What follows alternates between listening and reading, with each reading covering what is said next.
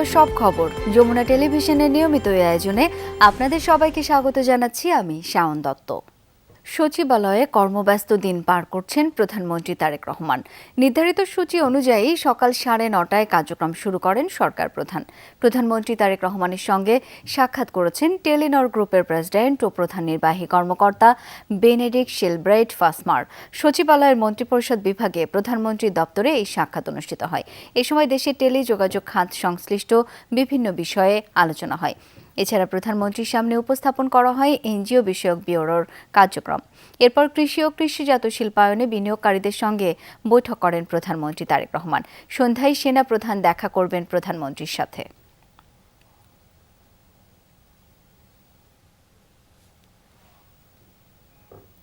এদিকে প্রধানমন্ত্রী তারেক রহমানের সাথে সচিবালয়ে বৈঠক করেছেন পররাষ্ট্র উপদেষ্টা হুমায়ুন কবির চৌধুরী।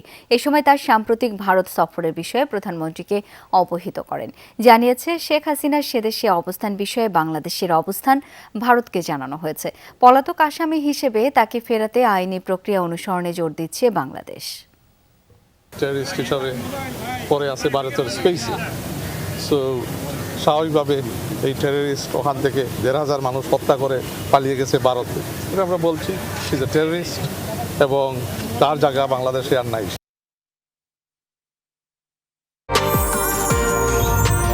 বাংলাদেশের প্রথম 5D AI ইনভার্টার যুক্ত সর্বোচ্চ বিদ্যুৎ সাশ্রয়ী যমুনা এয়ার কন্ডিশনার। বাংলাদেশ ভারত সম্পর্ক দিন দিন স্বাভাবিক হচ্ছে। দুদেশের মধ্যে আবেগ এবং সংস্কৃতির যে সম্পর্ক সেটা ধরে রাখতে কাজ করছেন বলে জানিয়েছেন বাংলাদেশে নিযুক্ত ভারতীয় হাই কমিশনার প্রণয় কুমার ভার্মা। সকালে জাতীয় সংসদের স্পিকার হাফিজ উদ্দিন আহমেদের সাথে সৌজন্য সাক্ষাৎ শেষে এসব কথা বলেন তিনি। প্রণয় ভার্মা বলেন, দুদেশের মধ্যে পারস্পরিক বোঝাপড়া ও আস্থার সম্পর্ক শক্তিশালী। দুদেশের মধ্যে জ্বালানি, যোগাযোগ, সংস্কৃতি সহ বিভিন্ন বিষয় ওতপ্রোতভাবে জড়িত। একই সংস্কৃতি, ইতিহাস, ঐতিহ্য ধারণ করে জনগণ। যেসব এলাকায় কাজ করলে দুদেশের জনগণই লাভবান হবে, সেসব এলাকায় পারস্পরিক সম্পর্কের ভিত্তিতে কাজ করবে বাংলাদেশ ভারত। এছাড়া দুদেশের সংসদীয় কার্যক্রম নিয়মিত আদান প্রদান অব্যাহত রাখার বিষয়ে আলাপ হয়েছে বলেও জানান ভারতীয় হাই কমিশনার। সংসদীয় প্রতিনিধি দলের দ্বিপক্ষীয় সফর বিনিময়ের মাধ্যমে কূটনৈতিক সম্পর্ক আরও এগিয়ে যাওয়ার প্রত্যাশা করেন তিনি।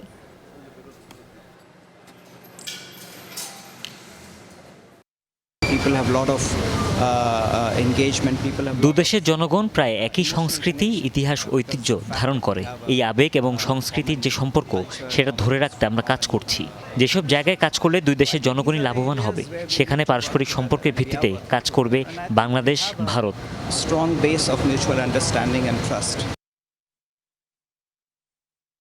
রাত পোহালেই নতুন ভোরে নতুন আশা নিয়ে বাংলা নববর্ষ বাংলার দুয়ারে। প্রাণের এই উৎসবকে রঙিন করতে চলছে শেষ মুহূর্তের প্রস্তুতি। রমনা বটমূলে ছায়ানটের আয়োজন আর বৈশাখী শোভাযাত্রা ঘিরে ব্যস্ত সময় পার করছেন শিল্পীরা। শুধু রাজধানী নয়, সারা দেশে বৈশাখী আয়োজন নির্বিঘ্ন করতে কঠোর নিরাপত্তা ব্যবস্থা নিয়েছে আইনশৃঙ্খলা বাহিনী। বন্ধ থাকবে মেট্রো রেলের শাহবাগ ও ঢাকা বিশ্ববিদ্যালয় স্টেশন। সকালে রমনা বটমূলে নিরাপত্তা ব্যবস্থা পরিদর্শনে গিয়ে প্রস্তুতির বিষয়ে জানান র্যাব মহাপরিচালক। মোরগের ডাকে সকালে ঘুম ভাঙে কৃষকের, দিনের শুরু হয় গ্রাম বাংলার। এমন ঐতিহ্যের সঙ্গে কতটুকু পরিচিত শহুরে প্রজন্ম? প্রশ্নটা যখন দিনকে দিনে পরিসর বাড়াচ্ছে, তখন বৈশাখী শোভাযাত্রায় এবার মোরগের মোটিফ রেখেছে চারুকলা অনুষদ। শান্তির দূত পায়রা, ক্ষিপ্রতার প্রতীক ঘোড়া কিংবা হারাতে বসা লোকজ বাউলের একতারাও স্থান পাচ্ছে শোভাযাত্রায়। শেষ দিনের প্রস্তুতি নিয়ে দম ফেলার জো নেই অনুষদের শিক্ষার্থী শিল্পীদের। শিক্ষক শিক্ষার্থীরা বলছেন, মূলত বিলুপ্তির পথে হাঁটা গ্রামীণ ঐতিহ্যের সঙ্গে প্রজন্মের সেতু বন্ধনের চেষ্টা হবে নববর্ষের শোভাযাত্রায়। ভালোই চলছে, দ্রুত এখন কাজ করা লাগছে, কারণ আর মাত্র একদিন আমরা বলতে পারি না যে আছে। আমাদের প্রত্যেকটা স্ট্রাকচারই শেষ পর্যায়ের কালার কোড দেওয়া বা হচ্ছে পেপার পেস্ট যে কালারে যেটা হবে সেটা চলছে। বলতে কি আমরা শুরু থেকেই কাজ করছি, শেষ সময়ে কাজ করতে করতে বলা যায় অনেক প্রেশারের মধ্যেও আছি। আমরা কাজ করতে অবশ্যই ভালো লাগে, সবসময় ভালো লাগে। ওই চারুকলা অনুষদ ঢাকা বিশ্ববিদ্যালয় থেকে চেষ্টা করি প্রতিবারই আসলে নতুন নতুন কোনো কিছু করতে এবং আরও বেশি জাঁকজমকপূর্ণ, আরও কীভাবে অন্তর্ভুক্তিটা বাড়ানো যায়, মানুষ যেন স্বতঃস্ফূর্তভাবে অংশ নেয়, খুবই আরামে যেন আমাদের এই শোভাযাত্রাটি হয়, নিরাপত্তার সাথে আর ওই দেখতে ভালো লাগার তো একটা ব্যাপার আছে। এই যে পয়লা বৈশাখ নতুন বছরকে আমরা স্বাগত জানাবো, তো সেই জায়গায় মনের দিক থেকে এবং চলাফেরার জায়গাগুলো আমরা বিবেচনা করি। আমরা এমনভাবে মোটিভগুলো নির্ধারণ করি যার কিছু না কিছু তাৎপর্য আছে, গুরুত্ব আছে। প্রতিবারের মতো এবারও নিরাপত্তার চাদরে থাকবে বৈশাখের উৎসব। তাই তো নিরাপত্তার কোনো খামতি রাখতে চায় না আইনশৃঙ্খলা রক্ষায় নিয়োজিত সংস্থাগুলো।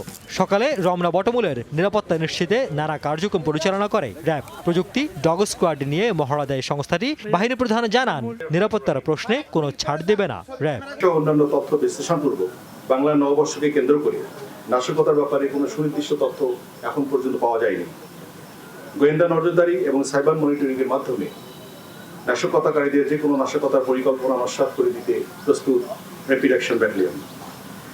ভার্চুয়াল জগতে নববর্ষকে কেন্দ্র করে যে কোনো ধরনের গুজব, উস্কানিমূলক তথ্য, মিথ্যা তথ্য ছড়িয়ে কেউ যেন কোনো অনাকাঙ্ক্ষিত পরিস্থিতি সৃষ্টি করতে না পারে, সেজন্য র্যাব সাইবার মনিটরিং টিম সার্বক্ষণিক নজরদারি অব্যাহত রেখেছে। এছাড়া বাংলা নববর্ষ উপলক্ষে বিভিন্ন অনুষ্ঠান স্থল এবং গুরুত্বপূর্ণ স্থানসমূহে আগত মহিলাদের উত্তপ্ত, ইভটিজিং, যৌন হয়রানি রোধকল্পে প্রয়োজনীয় ব্যবস্থা গ্রহণ করা হয়েছে। নিরাপত্তা ব্যবস্থার পাশাপাশি রমনা বটমূলে ছায়ানটের বৈশাখের মূল আয়োজন ঘিরে চলছে কলাকুশলী ও শিল্পীদের শেষ দিকের প্রস্তুতি। রিয়াজ রায়হান, যমুনা নিউজ, ঢাকা। রমনা বটমূল ও ঢাকা বিশ্ববিদ্যালয়ের চারুকলা ইনস্টিটিউটে পহেলা বৈশাখ উদযাপনের প্রস্তুতি বিষয়ে জেনে নেব সহকর্মী তানভীর মৌসুমের কাছ থেকে। তানভীর, বটমূল আর চারুকলায় প্রস্তুতি কেমন দেখছেন?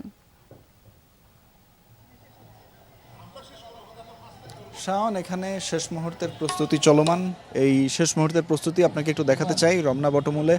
এখানে আসলে এই মুহূর্তে যে মহড়া চলছে সেই মহড়াটি আমরা দেখছি এবং এটি কিন্তু আসলে শুরু হয়েছে অনেক আগে। এবং এবার হচ্ছে রমনা বটমূলের সামনে যেখানে সঙ্গীত পরিবেশনা করা হবে, যে মূল আয়োজনটি থাকছে, সেখানে যে মঞ্চ, সেই মঞ্চের দৈর্ঘ্য প্রস্থ আগের তুলনায় বাড়ানো হয়েছে, তেমনটাই জানিয়েছেন আয়োজকরা। এবং এবার হচ্ছে বিভিন্ন প্রতিপাদ্য নিয়ে আসলে এখানে এই রমনা বটমূলে যে প্রতি বছর বাংলা নববর্ষের সময় যে আয়োজনটি হয়ে থাকে, এবারও সেই আয়োজনটি হচ্ছে, তবে ভিন্ন প্রতিপাদ্য নিয়ে।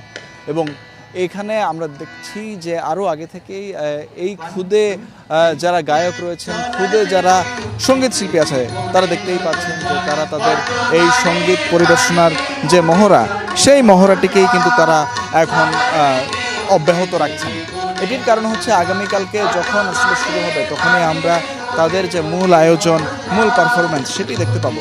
এবং এখান থেকেই আসলে দেখা যাচ্ছে যে আসলে পহেলা বৈশাখ উদযাপনের যে আনন্দ, যে আনুষ্ঠানিকতা, যে উৎফুল্লতা, সেটা কিন্তু এখনই এই রমনার বটমূল থেকে ধীরে ধীরে ছড়িয়ে পড়ছে সর্বত্র। এবং এখানে এই যে খুদে গায়ক যারা রয়েছেন, খুদে গায়কদের সাথে যারা রয়েছেন, ছায়ানটের যারা রয়েছেন, তারা আছেন এবং তারা আসলে ধরিয়ে দিচ্ছেন যে কিভাবে এই সঙ্গীত পরিবেশনা হবে। সেই সঙ্গীত পরিবেশনার খুঁটিনাটি থেকে শুরু করে সব কিছুই দিক নির্দেশনা দিয়ে যাচ্ছেন এখানে যারা রয়েছেন, যারা এই সঙ্গীত পরিচালনার নেতৃত্ব দিচ্ছেন তারা। এবং এখান থেকেই কিন্তু আসলে বলা যায় যে আরও একটি দুর্দান্ত এবং অনন্য আয়োজন আমরা দেখতে পাবো, যেটি হয়তো আমরা আগামীকালকে এই যে বাঙালি জাতির যে প্রাণের উৎসব, সেই প্রাণের উৎসবে সামিল হতে এবং সেই প্রাণের উৎসবকে আরও সমৃদ্ধ করতে অনেকটাই প্রভাবক হিসেবে কাজ করবে। শাওন। তানভীর, অনেক ধন্যবাদ আপনাকে। সিলেটের চাঁদনী ঘাটে নাচ, গান ও আবৃত্তির মাধ্যমে পুরনো বছরকে বিদায় জানাচ্ছে নগরবাসী। সিলেটের খবর জানবো সহকর্মী নাবিল হোসেন এখন যুক্ত হচ্ছেন। নাবিল, সব মিলিয়ে আয়োজন কেমন দেখছেন? আয়োজক যারা রয়েছেন কি বলছেন তারা? শাওন, দেখুন, উৎসব আনন্দের মধ্য দিয়ে বাংলার যে বিদায় যে বছর, অর্থাৎ কিছুক্ষণ পর আজকে যে বছরটি বিদায় নিবে, তাকে আসলে বিদায় জানাচ্ছে সিলেটবাসী। এবং সিলেটের এই যে ঐতিহ্যবাহী চাঁদনী ঘাট, সুরমার পাড়ে, সেখানে প্রতি বছরের ন্যায় সম্মিলিত নাট্য পরিষদের উদ্যোগে মূলত এই যে বর্ষ বিদায়ের অনুষ্ঠান, সিলেটের সাংস্কৃতিক সংগঠনগুলো তাদের যে পরিবেশনা, কেউ নৃত্য, কেউ সঙ্গীত, কেউ কবিতা আবৃত্তি, শিশুদের আসলে উপস্থিতি, শিশুদের যে পরিবেশনা, সেখানে সিলেটের যে আঞ্চলিক অর্থাৎ চা বাগান কেন্দ্রিক যে নাচ গান, পাশাপাশি সিলেটের ঐতিহ্যবাহী ধামাইল গান, এই যে সাংস্কৃতিক পরিবেশনা সেগুলো আসলে এখানে যারা এই সাংস্কৃতিক সংগঠনগুলো আছে তারা এখানে তাদের যে পরিবেশনা সেটি পরিবেশিত করে এবং এই মনোমুগ্ধকর যে আয়োজন সেটি আসলে সিলেটবাসী এখানে প্রতি বছর উদযাপন করেন বিদায়ের যে ক্ষণটুকু অর্থাৎ শেষ বিকেল এবং এই যে সূর্যাস্ত যাচ্ছে এই সূর্যাস্তের মধ্য দিয়ে একটি বছর বিদায় নিচ্ছে সেই বিদায় বছরকে আসলে তারা উদযাপন এবং উৎসবের মধ্য দিয়ে তাকে বিদায় দেন এবং পাশাপাশি এখানে যারা আয়োজক আছেন বা যারা এখানে এই আয়োজন অংশ নিয়েছেন তারা প্রত্যেকেই বলছেন যে আগামীর যে বছর আগামীকাল থেকে যে 1433 শুরু হচ্ছে বাংলা বছরের সেই 1433 যাতে বাংলাদেশের মানুষের জন্য ভালো কাটে, বাংলাদেশের সকল সংকট থেকে যাতে বাংলাদেশ উত্তরণ করতে পারে, কোনো ধরনের নতুন ধরনের সংকট বা বিপদ বাংলাদেশের উপর যাতে এসে না পড়ে, সেই ধরনের প্রত্যাশা তাদের রয়েছে এবং তারা যেটি প্রত্যাশা করছেন যে বাঙালিত্ব নিয়ে আগামীর দিনগুলো যাতে এই দেশের মানুষ কাটাতে পারেন, বাংলার যে সংস্কৃতি আবহমান কাল ধরে যে আমাদের চিরাচরিত সংস্কৃতি বাংলাদেশের মানুষ ধারণ করছেন সেই সংস্কৃতি যাতে আরও এগিয়ে যায়, আরও প্রসারিত লাভ করে এবং বাংলার সংস্কৃতিকে আত্মস্থ করে মানুষের মধ্যে মানবিক বাংলাদেশ গড়ে তোলার যে প্রত্যয় সেই প্রত্যয়ে যাতে বাংলাদেশের মানুষ আগামীতে এগিয়ে যান সেই প্রত্যাশাটুকু এখানে যারা উপস্থিত তারা সকলেই করছেন। শাওন, অনেক ধন্যবাদ নাবিল। হাম ও উপসর্গ নিয়ে 24 ঘন্টায় প্রাণ গেছে আরও 7 জনের। এই নিয়ে গত 15 মার্চ থেকে এখন পর্যন্ত 186 জনের মৃত্যুর খবর জানালো স্বাস্থ্য অধিদপ্তর। রাজশাহী মেডিকেলে 24 ঘন্টায় হামের উপসর্গ নিয়ে মারা গেছে এক শিশু। এই নিয়ে জানুয়ারি থেকে এখন পর্যন্ত রাজশাহীতে সরকারি বেসরকারি হাসপাতালে চিকিৎসাধীন অবস্থায় মৃত্যু হলো 62 জনের। বরিশাল শেরে বাংলা মেডিকেল কলেজ হাসপাতালে 24 ঘন্টায় নতুন করে 34 রোগী ভর্তি হয়েছে। এছাড়াও ময়মনসিংহ, সিলেট, খুলনা, রংপুর ও চট্টগ্রাম বিভাগেও বাড়ছে হামে আক্রান্ত রোগী, যাদের বেশিরভাগই শিশু। এদিকে ঢাকা সহ 4 সিটি কর্পোরেশন এবং 30 উপজেলায় চলছে হামের টিকাদান কর্মসূচি। এই কার্যক্রমে রয়েছে জনবল সংকট। আজকে 11 দিন ভর্তি। আমার মেয়ে নিয়ে আসছি, ওর হাম হয়েছে। এতদিন জ্বর কোনো নিয়ন্ত্রণে আয় নাই, আজকে 2 দিন ধরে ওর জ্বর নিয়ন্ত্রণে আসছে। রোগী তো প্রচুর বেশি পরিমাণ হওয়ার কারণে আমরা এখন পর্যন্ত ডালা বিছানায় আছি, বেড পাই নাই। আগে ডোজ দেওয়া আছে সবগুলোই, এখন আবার এটা আর কি বুস্টার ডোজ হিসেবে আমি দিয়ে দিলাম, মানে অতিরিক্ত সাবধানতার জন্য। জ্বালানির ভোগান্তি কমাতে কাজে আসছে না সরকারের ফুয়েল পাস ব্যবস্থা। উল্টো ফুয়েল পাস নিয়ে পাম্পে গিয়ে আরও ভোগান্তিতে পড়ছেন কেউ। এদিকে রিফুয়েলিং স্টেশনগুলো চাহিদার তুলনায় কম তেল পাচ্ছে, অন্যদিকে অনেকে অতিরিক্ত তেল নিচ্ছেন জানে। অভিযোগ আছে তেল মজুদেরও। এমন হযবরল অবস্থায় দীর্ঘ হচ্ছে জ্বালানি নেয়ার লাইন, বাড়ছে ভোগান্তি। ফুয়েল পাস আছে, তারপরেও 7 ঘন্টার ভোগান্তি। শেষমেশ ফিলিং স্টেশনে তেলের নজলের দেখা মিললেও মিলছে না ফুয়েল পাসের ভেরিফিকেশন। সার্ভার আউট হচ্ছে না, এটা হচ্ছে। শেষ চৈত্রের রোদে পুড়ে এমন বিপত্তি, ক্ষুধা তেষ্টায় ওষ্ঠাগত চালকদের প্রাণ। সকাল 6:45 সিরিয়াল দিছি, এরপরে খাবার তো ইনশাল্লাহ সিঙ্গারা, পানি, কলা এগুলো তো আছেই সাথে। আমরা 3 জন একসাথে, ক্লাস ছিল আজকে, ক্লাস তো করতে পারি নাই। অথচ রবিবার থেকেই রাজধানীর 7টি পাম্পে ফুয়েল পাস কার্যক্রম চালু করার কথা থাকলেও সোমবার দিনভর 3টি পাম্প এসেছে ফুয়েল পাসের আওতায়, আর 3টিতেই প্রায় অকার্যকর এই ব্যবস্থা। আমরা তো সার্ভার জ্যাম, আমরা অনেকক্ষণ ট্রাই করতেছি কিন্তু সার্ভার অ্যাক্টিভই হয় না। পাম্পে এই ফুয়েল কার্ড দিয়ে বা ফুয়েল অ্যাপ দিয়ে দিচ্ছে, ওইখানে যে যাবো এটুক ফুয়েল আমার ট্যাঙ্কিতে নাই। এ অবস্থায় বিজয় সরণি ট্রাস্ট ফিলিং স্টেশনের লাইন মহাখালী পর্যন্ত। আসাদ গেটের তালুকদারের লাইনের শেষ খুঁজে পাওয়াই দুরূহ। ওই কিওয়ার্ডটা এখন কাজ করতেছে না, নতুন যে সফটওয়্যারটা আপডেট হয়েছে ওই কিওয়ার্ডটাও লগ ইন হচ্ছে না। যে জন্য করা হয়েছে আসলে সেটা কাজে লাগছে না। কাজে লাগেনি। আমি সেই মহাখালী জাহাঙ্গীর গেটের পর থেকে আমি সিরিয়াল দিয়ে এখন কত বাজে, 12:30 বাজে, এখন তেল পাচ্ছি। ঘুরে দেখা গেছে সরকারের দাবির সাথে মিলছে না মাঠের বাস্তবতা। তেল নেই, তাই ভর দুপুরেও বন্ধ অনেক স্টেশন। পাম্প সংশ্লিষ্টরাও আছেন বিপাকে। তেল না পেয়ে গ্রাহকদের রোষানলের শিকার হচ্ছেন তারা। বাকবিতণ্ড হয়, এক পর্যায়ে হাতাহাতি। আমার স্টেশনের যে গেট আছে সেটা ভাঙচুর করার চেষ্টা করে, আমাদের যে অপারেটরের হাতে টাকা ছিল সেটা টানা হেঁচড়া করার একটা অভিপ্রায় দেখতে পাচ্ছি। এরপরে তাদেরকে কোনো কন্ট্রোল করতে অনেকভাবে তাকে বোঝানোর চেষ্টা করেছি, বুঝলো না, আমার নিকটস্থ থানাকে অবহিত করি। এদিকে পর্যাপ্ত পরিমাণ তেল থাকা সত্ত্বেও পুনরায় তেল নিচ্ছেন অনেকেই, যা রোধ করা গেলে দুর্ভোগ কমবে অনেকটাই দাবি সংশ্লিষ্টদের। সেই সাথে ফুয়েল পাসকে কার্যকর করে বাইক সহ সব গাড়ির জন্য বাধ্যতামূলক ব্যবহার করার তাগিদ তাদের। আল আমিন হক অহন, যমুনা নিউজ, ঢাকা। জ্বালানি তেলের জন্য গ্রাহকদের দীর্ঘ অপেক্ষার ভোগান্তি কাটছে না। তবুও মিলছে না চাহিদা অনুযায়ী তেল। আজও দেশের বিভিন্ন জেলায় পাম্পে ঘুরে দেখা গেছে গ্রাহকদের লম্বা লাইন। তেল সংকটের কারণে সাময়িকভাবে বন্ধ রয়েছে অনেক ফিলিং স্টেশন। পেট্রোল আর অকটেনের সংকটই বেশি। সবচেয়ে বেশি সংকট রংপুর বিভাগে। পাম্প মালিকদের দাবি চাহিদার তুলনায় সরবরাহ অনেক কম। ডিপো থেকে যে পরিমাণ তেল মিলছে তা কয়েক ঘন্টার মধ্যে ফুরিয়ে যাচ্ছে। কিছু জেলায় চাহিদা অনুযায়ী ডিজেল মিলছে না বলেও জানিয়েছেন গ্রাহকরা। খোলা বাজারে বাড়তি দামে বিক্রি হচ্ছে জ্বালানি তেল। গ্রাহকদের অভিযোগ, ব্যক্তি পর্যায়ে মজুদের পাশাপাশি অসাধু ব্যবসায়ীরাও অবৈধভাবে তেল মজুত করছে, এতে বাড়ছে ভোগান্তি। সকাল 6টা থেকে 10টা, ওদিকে সন্ধ্যা 7টা থেকে রাত 11টা 12টা দিলে সবাই তাহলে তেলটা পর্যাপ্ত তেলও পাইতো এবং রিল্যাক্সে তেলও নিতে পারতো। মুখ থেকে যদি তেল দেওয়া হয় তাহলে একটু বিশৃঙ্খলা হয়, এবার যারা আগে আসে তারা পরে পায়। 2টা 3টা দিকে আসে, পাম্পের মধ্যে শুয়ে থাকতেছে, বসে থাকতেছে, এরা তেলের সিন্ডিকেট করতেছে। বোতলে তো তেল দেয় না, তাই আমরা এই জেনারেটর নিয়ে আসছি তেল নিতে। সিরিয়াল অনেক বেশি হয়ে গেছে, সেই প্রেক্ষিতে আমরা প্রত্যেকজনকে 300 থেকে 400 টাকা করে তেল প্রদান করি। চুয়াডাঙ্গায় পাম্পে বিশৃঙ্খলা ও ম্যাজিস্ট্রেটের সাথে অসদাচরণের দায়ে এক যুবককে 1 মাসের কারাদণ্ড দিয়েছে ভ্রাম্যমাণ আদালত। জরিমানা করা হয়েছে 5 জনকে। সকালে জীবননগর ফিলিং স্টেশনে এই ঘটনা ঘটে। নির্বাহী ম্যাজিস্ট্রেট জানান, নিয়মিত তদারকির অংশ হিসেবে পাম্পটিতে অভিযান চালানো হয়। এ সময় বিশৃঙ্খলা সৃষ্টি ও অসদাচরণের দায়ে সিফাত হোসেন নামে এক যুবককে 1 মাসের কারাদণ্ড দেওয়া হয়। এছাড়া সিকান্দার আলী, বিপ্লব কর্মকার, ইয়াসিন আলী ও মোশাররফ হোসেনকে 1000 টাকা করে জরিমানা করা হয়। শাহিনুদ্দিন নামে আরেকজনকে জরিমানা করা হয় 5000 টাকা। চুয়াডাঙ্গার অতিরিক্ত জেলা ম্যাজিস্ট্রেট BM তারিকুজ্জামান জানান, আইন শৃঙ্খলা রক্ষা জনস্বার্থে এ ধরনের অভিযান অব্যাহত থাকবে।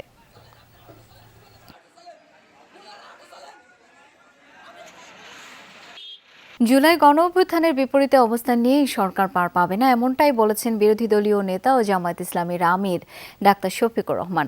দুপুরে রাজধানীর কাকরাইলে IDEBতে গণভোটের রায়ের বিরুদ্ধে সরকার সংকটের মুখোমুখি দেশ শীর্ষক সেমিনারে এই মন্তব্য করেন তিনি।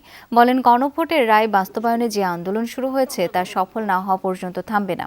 এ সময় তিনি জনগণকে আন্দোলনের প্রস্তুতি নেওয়ার আহ্বান জানান। একই সেমিনারে বিরোধী দলীয় চিফ হুইপ নাহিদ ইসলাম বলেন, এই মুহূর্তে যুদ্ধ পরিস্থিতি ও নিয়ে সংসদে আলোচনার প্রয়োজন ছিল, কিন্তু জাতির দুর্ভাগ্য এখন জুলাই সনদ, গণভোট ও সংস্কার নিয়ে আলোচনা করতে হচ্ছে। সংগ্রামী সিনড্রোম সেটিও প্রতিষ্ঠিত হয়েছে। শহীদদের রক্তের সাথে আমাদের ওয়াদা বাস্তবায়ন করার জন্যে, জুলাই যোদ্ধাদের আকাঙ্ক্ষা পূরণ করার জন্যে এই আন্দোলন ইনশাআল্লাহ সফলতার প্রান্ত সীমায় গিয়ে থামবে, এর আগে নয়। 1.5 বছরে যেই জিনিসটা আমরা আলাপ করেছি, এখন আমাদেরকে ঠিক সেই বিষয় নিয়ে কথা বলতে হচ্ছে, সেই বিষয় নিয়ে আলাপ করতে হচ্ছে, সেই বিষয় নিয়ে আবারও আন্দোলনের প্রস্তুতি নিতে হচ্ছে। এবং জাতিকে এই দুর্যোগে টেনে এনেছে বিএনপি, ফলে বিএনপিকে এর দায়ভার এবং এর পরিণতি ভোগ করতে হবে। রাজধানীর শ্যামলীতে সিকেডি ইউরোলজি হাসপাতালে চাঁদাবাজির মামলায় প্রধান আসামি মঈনুদ্দিন মঈন সহ 7 জনকে আটক করেছে র্যাব। সংস্থাটির মহাপরিচালক জানান, দীর্ঘদিন ধরে তারা ডাক্তার কামরুল ইসলামের কাছে 5 লাখ টাকা দাবি করে আসছিল। টাকা না দেয়ায় আসামিরা চিকিৎসককে হুমকিও দেয়। এদিকে আসামি মঈনের 4 দিনের পুলিশি রিমান্ড মঞ্জুর করেছেন আদালত। গত 11 এপ্রিল শুক্রবার ঢাকার শ্যামলীতে ডাক্তার কামরুল ইসলামের সিকেডি হাসপাতালে যুবদল নেতার পরিচয়ে চাঁদা দাবি করা হয়। টাকা না দেয়ায় মানবিক চিকিৎসক কামরুল ইসলামকে আওয়ামী লীগ ট্যাগ দিয়ে হেনস্থারও অভিযোগ ওঠে। এই ঘটনায় রাজধানীর শেরেবাংলা নগর থানায় মামলা করেন হাসপাতালটির ইনচার্জ। চাঁদাবাজদের বিরুদ্ধে জিরো টলারেন্স জানিয়ে যুবদলের কেন্দ্রীয় নেতারা অভিযুক্ত মঈনকে দ্রুত গ্রেফতারের আশ্বাস দেন। চাঁদাবাজির মূল হোতা মঈনকে নড়াইলের কালিয়া থেকে গ্রেপ্তার করে র্যাব। গ্রেপ্তার করা হয় তার সহযোগী আরও 6 জনকে। র্যাব জানায়, দীর্ঘদিন ধরে তারা ডাক্তার কামরুল ইসলামের কাছে 5 লাখ টাকা দাবি করে আসছিল। মঈন এবং তার সহযোগীরা দীর্ঘদিন ধরে 5 লক্ষ টাকা দাবি করে আসছিল। দাবিকৃত চাঁদা দিতে অপারগতা প্রকাশ করলে ভিকটিমকে বিভিন্ন ধরনের ভয়ভীতি এবং হুমকি প্রদান করে আসছে। উক্ত ঘটনায় সামাজিক যোগাযোগ মাধ্যম এবং প্রিন্ট মিডিয়ায় চাঞ্চল্যের সৃষ্টি হয়। বিষয়টি আমলে নিয়ে দ্রুততার সঙ্গে এই অভিযুক্ত ব্যক্তিদের গ্রেপ্তারের জন্য তৎপরতা চালাই এবং আমরা আজকে পুরো টিম গ্রেপ্তার করতে সক্ষম। মোহাম্মদপুরের সন্ত্রাসী কর্মকাণ্ড নিয়ে র্যাব মহাপরিচালক জানালেন, সন্ত্রাসী চাঁদাবাজদের বিরুদ্ধে অভিযান অব্যাহত আছে। অপরাধী পাওয়া মাত্র গ্রেপ্তার হচ্ছে। 18,000 মামলা, তার দায় কি শুধু পুলিশ নেবে বা র্যাব নেবে? এটা কি এই প্রশ্ন তো জবাব আপনি আমার কাছে খুঁজতে হবে না। আমি দায় নেব না। আমার কাজ হচ্ছে যখন অপরাধ করবো না, আমি অপরাধী পেয়ে যাবো, তখন আমি তাকে গ্রেফতার করবো। যার বিরুদ্ধে 18টা মামলা, সে কীভাবে বাইরে থাকলো সেই প্রশ্ন আপনি তাদেরকে বলেন, তাহলে মনে হয় প্রশ্ন সঠিক জবাব পাবেন। ধন্যবাদ। এদিকে হাসপাতালের চাঁদাবাজির মামলায় আসামি মঈনুদ্দিন সহ গ্রেফতার 4 আসামির 4 দিনের রিমান্ড মঞ্জুর করেছেন আদালত। দুপুরে আসামিদের আদালতে হাজির করে 7 দিনের রিমান্ড আবেদন করে পুলিশ। রাব্বি সিদ্দিকী, যমুনা নিউজ, ঢাকা। কুষ্টিয়ার দৌলতপুরে একটি দরবারে ভাঙচুর ও কথিত পীরকে হত্যার ঘটনার 2 দিন পার হলেও মামলা হয়নি। কাউকে আটকও করতে পারেনি আইনশৃঙ্খলা বাহিনী। এলাকার পরিস্থিতি থমথমে, মোতায়েন রয়েছে পুলিশ। শনিবার ফিলিপনগর এলাকায় কুরআন ও ইসলাম নিয়ে আপত্তিকর মন্তব্য করার অভিযোগে এক দরবার শরীফে হামলা চালায় শত শত বিক্ষুব্ধ মানুষ। ভাঙচুর চালিয়ে দরবারে আগুন ধরিয়ে দেয় তারা। এ সময় মারধর করা হয় নিজেকে পীর হিসেবে দাবি করা শামীম রেজাকে। মারধরের শিকার হন 2 অনুসারীও। এই ঘটনার পর আজ শফি মণ্ডল সহ শীর্ষ বাউলদের বাড়িতে পুলিশ মোতায়েন করা হয়েছে। মানিকগঞ্জ সহ কয়েক জেলায় বাউলদের জন্য নেওয়া হয়েছে বিশেষ নিরাপত্তা।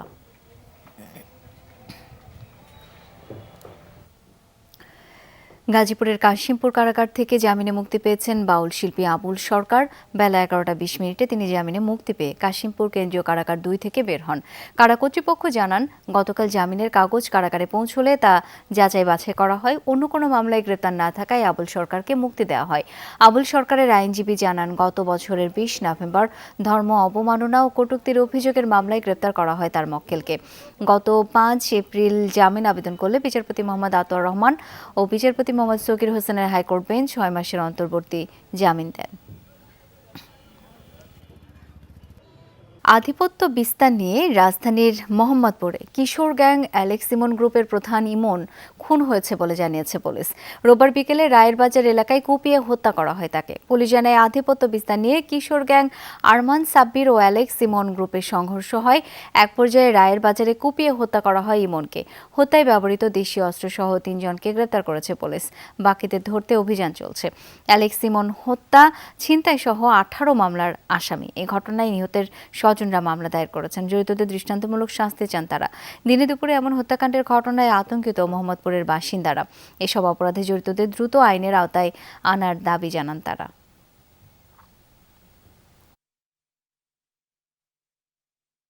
এখানে আসলে শ্বশুর বাড়ি মাছ নিতে, শ্বশুর মাছের ব্যবসা করে। মানে আমার 2টা নাতি এতিম বানাইছে, আমি তার বিচার চাই। আমার এই জোয়ান বয়স আমার ছেলের বউরে বিধবা বানাইছে, আমি তার বিচার চাই। আমার স্বামীর যারা মারছে ওরা এরকম করে ফাঁসি দেখ, আমি চাই ওর জানি ফাঁসিও, বিচার চাই আমি। অ্যালেক্স ইমনের বিরুদ্ধে আমাদের থানায় এবং বিভিন্ন থানায় প্রায় হত্যাসহ 18টি মামলা আছে। আসলে সে এলাকায় থাকে না, আমরা তাকে অনেকদিন ধরে খুঁজতেছি।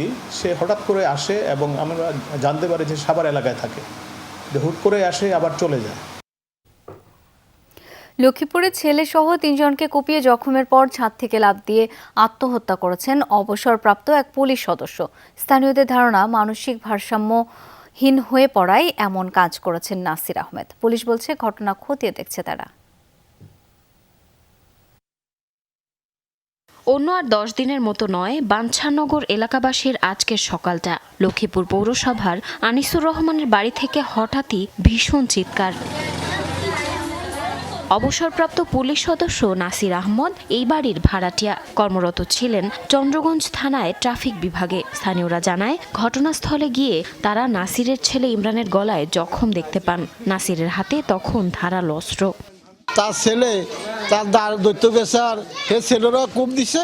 পরবর্তী সবার মেয়ে দৈত্য গেছে, সবার মেয়েরও কূপ দিয়ে সবার মেয়ে এখানে পড়ে গেছে। বাড়ির ছোট বড় যারা যেভাবে হয়েছে হাইলে কোবাইতো।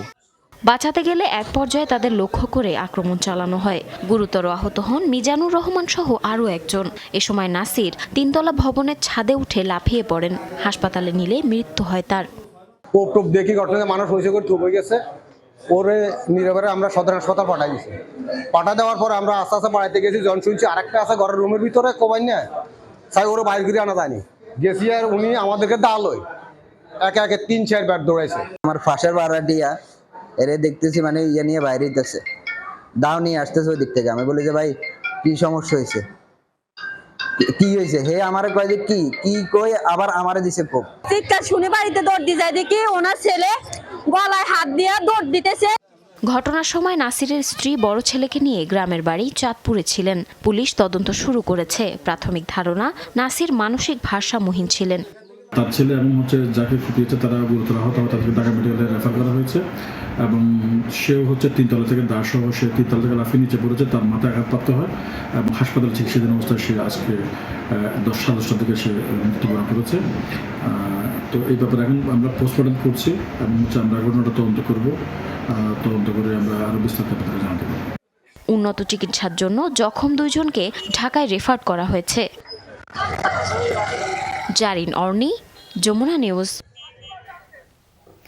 সাবেক আইনমন্ত্রী শফিক আহমেদের দ্বিতীয় জানাজা সম্পন্ন হয়েছে। সোমবার সুপ্রিম কোর্টের ইনার গার্ডেনে তার জানাজা অনুষ্ঠিত হয়। অংশ নেন সুপ্রিম কোর্টের বিচারপতি আইনমন্ত্রী মোহাম্মদ আসাদুজ্জামান, অ্যাটর্নি জেনারেল রুহুল কুদ্দুস কাজল, আইনজীবী সহ তার পরিবার ও শুভাকাঙ্ক্ষীরা। এ সময় শুভাকাঙ্ক্ষী অনুরাগীরা শফিক আহমেদ স্মরণে বক্তব্য রাখেন। এর আগে রাজধানী তেজগাঁওয়ে ইন্দিরা রোড খেলার মাঠে শফিক আহমেদের প্রথম জানাজার নামাজ অনুষ্ঠিত হয়। বিকাল 3টায় কেন্দ্রীয় শহীদ মিনারে সর্বস্তরের শ্রদ্ধা নিবেদন শেষে 5টায় আজিমপুর কবরস্থানে দাফন করা হবে তাকে। রোববার সন্ধ্যা 6টায় রাজধানীর বাংলাদেশ মেডিকেল হাসপাতালে চিকিৎসাধীন অবস্থায় মারা যান শফিক আহমেদ। তার বয়স হয়েছিল 90 বছর।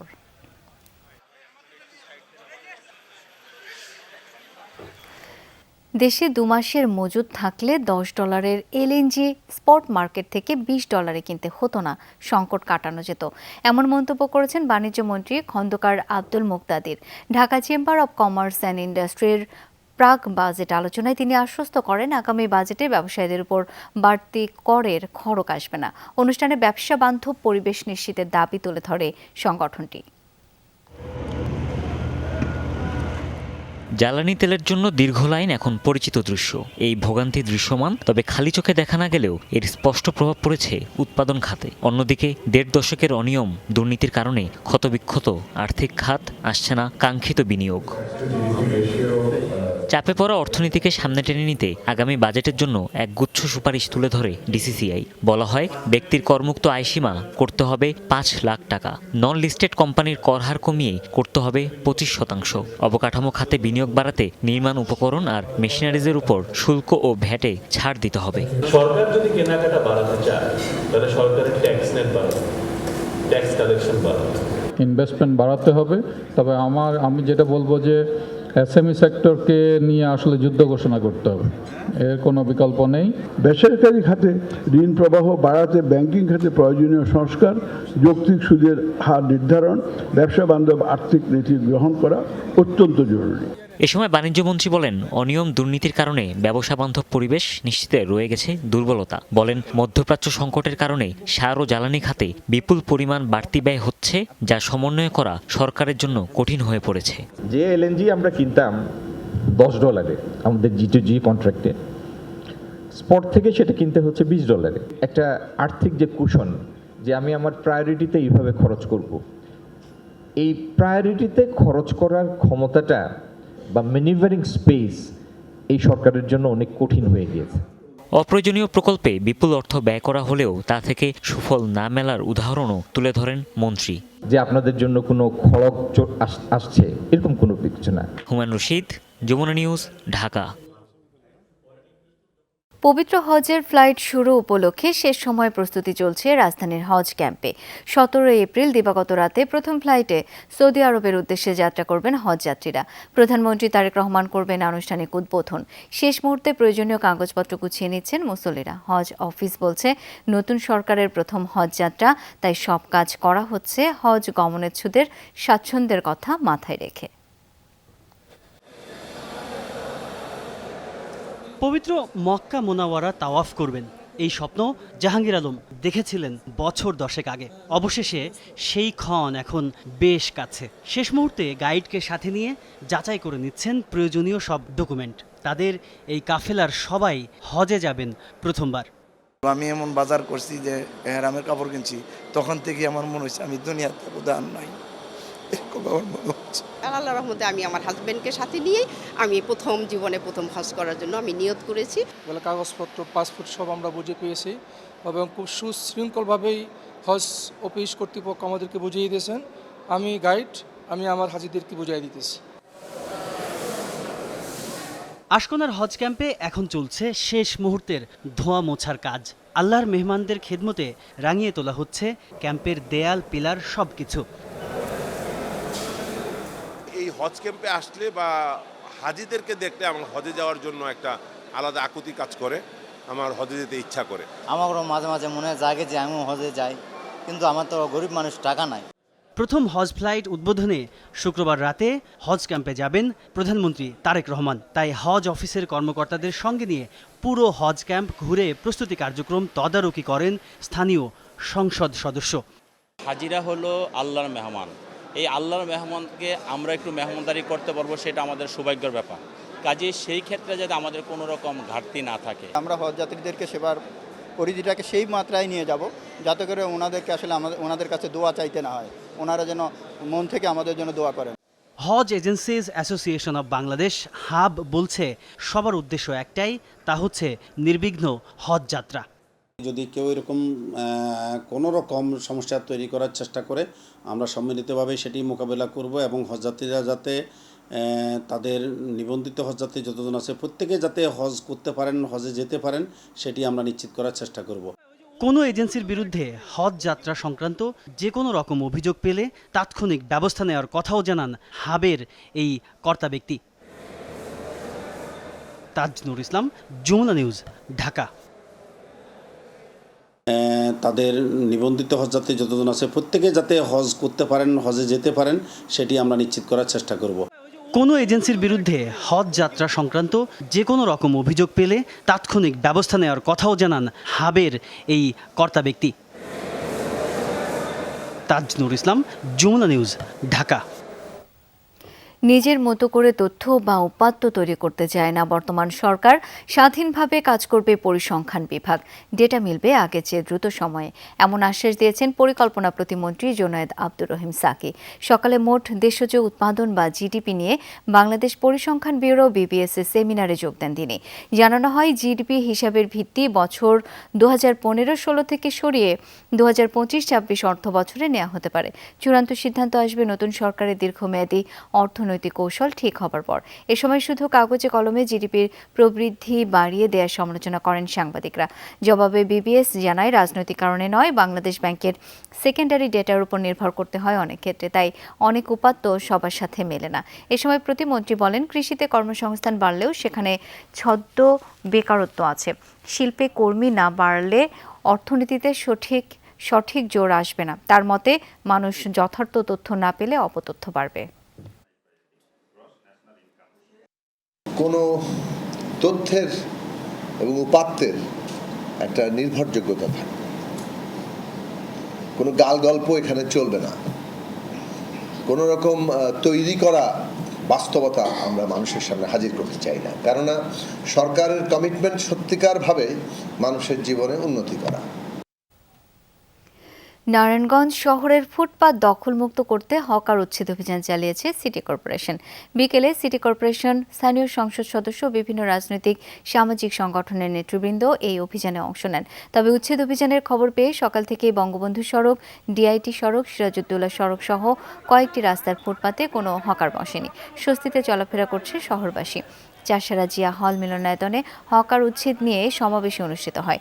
বক্তব্য দেন সংসদ সদস্য অ্যাডভোকেট আবুল কালাম, সিটি কর্পোরেশনের প্রশাসক ও মহানগর বিএনপির আহ্বায়ক অ্যাডভোকেট সাখাওয়াত হোসেন খান সহ আরও অনেকে। এর আগে সিটি কর্পোরেশন 13 এপ্রিল থেকে শহরের ফুটপাত হকার মুক্ত করার ঘোষণা দেয়।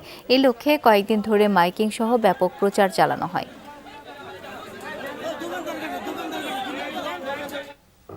ইরানের তুরুপের তাস হরমুজ প্রণালীকে এবার নিজেদের অস্ত্র হিসেবে ব্যবহার করছে যুক্তরাষ্ট্র। এই জলপথ দিয়ে জাহাজ চলাচল আটকে দেওয়ার ঘোষণা দিয়েছেন ডোনাল্ড ট্রাম্প। তেল বিক্রির পথ বন্ধ করার লক্ষ্যে তেহরানের সব বন্দর অবরোধের সিদ্ধান্ত নিয়েছেন তিনি। যদিও IRGCর পাল্টা হুঁশিয়ারি, কোনো সামরিক জাহাজ হরমুজ প্রণালীর কাছাকাছি এলে তা যুদ্ধবিরতি লঙ্ঘন হিসেবে বিবেচিত হবে। এদিকে ট্রাম্পের ঘোষণার পরপরই জলপথটিতে জাহাজ চলাচল পুরোপুরি বন্ধ হয়ে গেছে। লাগাতার হামলায়ও যখন অনমনীয় ছিল ইরান, তখন হুমকি ধামকি দিয়ে দেশটিকে আলোচনার টেবিলে আনে যুক্তরাষ্ট্র। টানা 21 ঘন্টার শান্তি আলোচনা শেষ হয় চূড়ান্ত কোনো চুক্তি ছাড়াই। তেহরানের স্পষ্ট অবস্থান, অবাস্তব দাবির কাছে মাথা নত করবে না তারা। কোনোভাবেই ইরানকে দমাতে না পেরে দেশটিকে নতুনভাবে অর্থনৈতিক চাপে ফেলার উদ্যোগ নিয়েছে যুক্তরাষ্ট্র। এবার কৌশলগত গুরুত্বপূর্ণ হরমুজ প্রণালী অবরোধের পাল্টা ঘোষণা দিয়েছেন মার্কিন প্রেসিডেন্ট ডোনাল্ড ট্রাম্প। তার হুঁশিয়ারি, ইরানকে টোল দিয়ে কোনো জাহাজ চলাচল করতে পারবে না এই পথে। ইরানের সব বন্দর অবরোধের ঘোষণাও দিয়েছে ওয়াশিংটন। ইরানি বন্দরগুলোতে আসা যাওয়া করা সব ধরনের নৌ চলাচল বন্ধ করে দেওয়া হবে। মূলত দেশটির তেল বাণিজ্য বন্ধ করতেই এই পদক্ষেপ মার্কিনীদের। ট্রাম্পের দাবি, অনেক দেশই তার পদক্ষেপে অংশ নিতে চায়। স্থানীয় সময় সকাল 10টা থেকে একটি অবরোধ কার্যকর হচ্ছে। অন্যান্য দেশগুলো কাজ করছে যাতে ইরান তেল বিক্রি করতে না পারে। আমার মনে হয় ইরানের অবস্থা খুবই খারাপ। চুক্তির জন্য তারা খুবই মরিয়া। ইরানের কোনো পারমাণবিক অস্ত্র থাকবে না, যদিও তারা এখনো এটা চায়। ট্রাম্পের হুমকি ধামকিতেও ছাড় দিতে নারাজ ইরান। আইআরজিসির সতর্কবার্তা, হরমুজ প্রণালী পুরোপুরি তাদের নিয়ন্ত্রণে। এই জলপথে কোনো সামরিক জাহাজের প্রবেশকে যুদ্ধবিরতির লঙ্ঘন হিসেবে বিবেচনা করবে তারা, যার পরিণতি হবে ভয়াবহ। এরই মধ্যে যুক্তরাজ্য নিশ্চিত করেছে হরমুজ অবরোধে মার্কিন উদ্যোগে অংশ নেবে না তারা। এই ইস্যুতে অন্য কোনো দেশ এখনও আনুষ্ঠানিকভাবে সমর্থন জানায়নি যুক্তরাষ্ট্রকে। মোস্তফা মাহমুদ, যমুনা নিউজ। যুক্তরাষ্ট্র ইরান আলোচনা ভেস্তে যাওয়ার পর ইরানি সামরিক হামলা পুনরায় শুরু করার কথা ভাবছেন মার্কিন president Donald Trump. Wall Street জার্নালের এক প্রতিবেদনে উঠে এসেছে এই তথ্য। প্রতিবেদন অনুসারে বড় আকারের পূর্ণাঙ্গ যুদ্ধের বদলে সীমিত পরিসরে লক্ষ্যভিত্তিক হামলার দিকে ঝুঁকছে ওয়াশিংটন। তেহরানের উপর চাপ বাড়াতে নির্দিষ্ট সামরিক ও কৌশলগত স্থাপনাকে টার্গেট করার পরিকল্পনা করা হচ্ছে। এছাড়া কূটনৈতিক ও অর্থনৈতিক চাপের পাশাপাশি সামরিক বিকল্পও বিবেচনায় রাখছে হোয়াইট হাউস। এর মধ্যে ইরানের বন্দরগুলো সামুদ্রিক চলাচল নিয়ন্ত্রণে একটি সম্ভাব্য মার্কিন নৌ অবরোধের পরিকল্পনাও রয়েছে।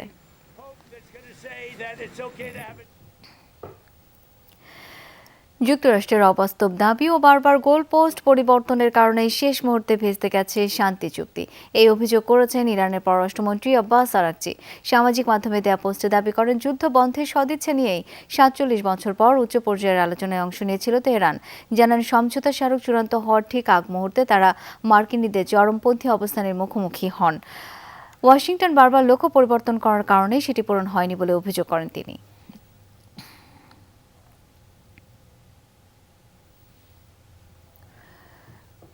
পূর্ণ রাষ্ট্রীয় মর্যাদায় শেষ বিদায় জানানো হলো ভারতীয় উপমহাদেশের কিংবদন্তি শিল্পী আশা ভোসলেকে। সোমবার বিকেলে শিবাজি পার্ক শ্মশানে দাহ করা হয় তাকে। এর আগে আশার বাসভবন লোয়ার প্যারেলের কাঁসা প্যালেসে তাকে শেষ শ্রদ্ধা জানাতে হাজির হন জনপ্রিয় সঙ্গীত শিল্পী AR রহমান, অভিনেতা রণবীর সিং, বিবেক ওবরয়, চলচ্চিত্র পরিচালক রামেশ সিপি সহ অনেক তারকা। রোববার গীতিকার ও লেখক জাভেদ আখতার ও তার স্ত্রী অভিনেত্রী শাবানা আজমি সহ বেশ কয়েকজন তারকা আশা ভোসলের প্রতি সম্মান জানাতে সেখানে যান। শ্রদ্ধা জানিয়েছেন মহারাষ্ট্রের মুখ্যমন্ত্রী দেবেন্দ্র ফডনবিস সহ বেশ কয়েকজন মন্ত্রী, এমপি। রোববার 92 বছর বয়সে বার্ধক্যজনিত কারণে শেষ নিঃশ্বাস ত্যাগ করেন জনপ্রিয় এই কণ্ঠশিল্পী।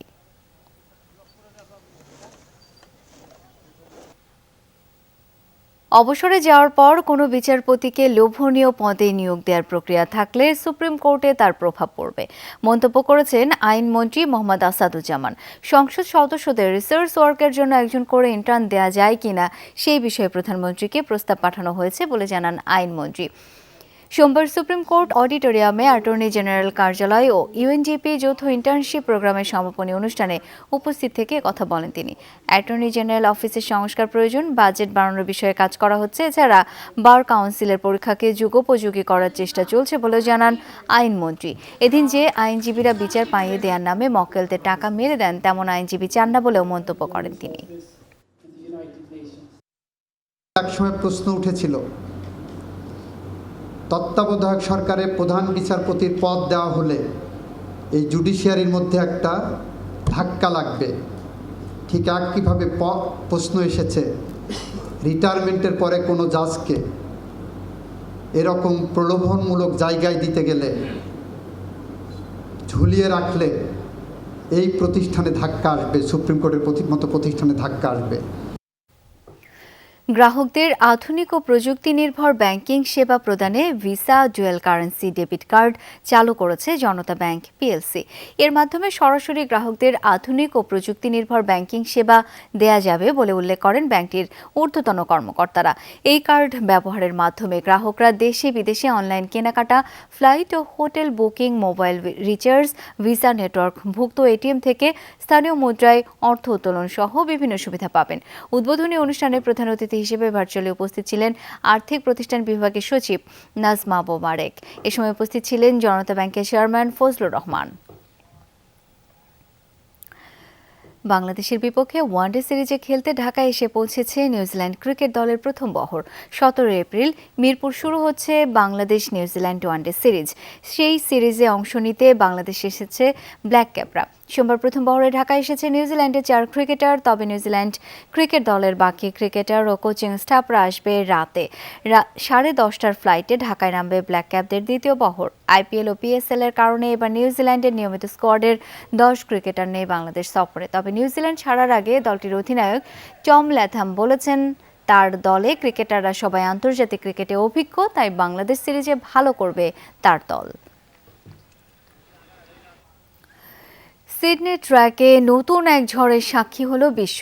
18 বছর বয়সী এক কিশোরের গতির কাছে নস্যি হয়ে গেল কিংবদন্তি উসাইন বোল্টের রেকর্ড।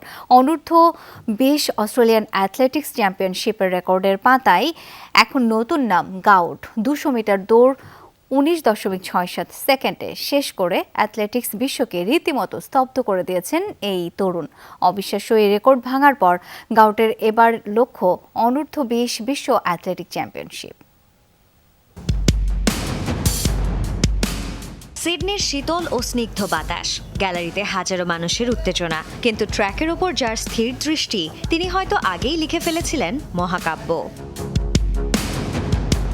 সাইরেন বাজার সাথে সাথেই বাতাসের বেগে ছুটলেন তিনি। কার্ভ পেরিয়ে যখন সোজা ট্র্যাকে এলেন, তখন বাকিরা তার থেকে কয়েক হাত পেছনে। ফিনিশিং লাইন যখন পার হলেন, টাইমার স্ক্রিনে ভেসে উঠল এক অবিশ্বাস্য সংখ্যা, 19.67 সেকেন্ড। 18 বছর বয়সে উসাইন বোল্টের সেরা টাইমিং ছিল 19.93 সেকেন্ড।